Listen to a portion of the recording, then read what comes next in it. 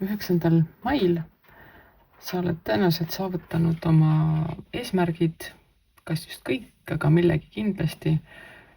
On aeg lõigata seda, mida sa oled külvanud ning nautida oma töövilju. Sa tunned ennast sellise külluses, mõnusas olekus, mitte milleski ei ole puudust, mida kõik tuleb sinule kätte niimoodi kergusega ning nagu ma ütlesin, on aeg nautida neid töövilju, mida sa teinud oled ning nagu päriselt ennast kiita selle eest, millega sa hakkama oled saanud.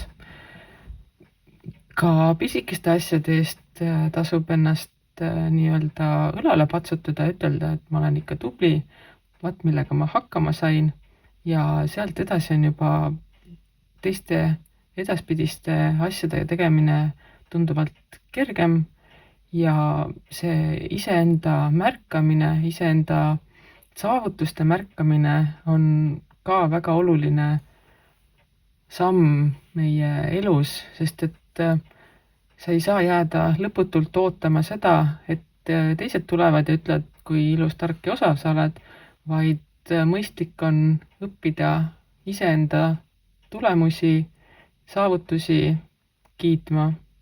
See toob palju rohkem rõõmu, kui oodata kogu aeg teiste kiituste järgi.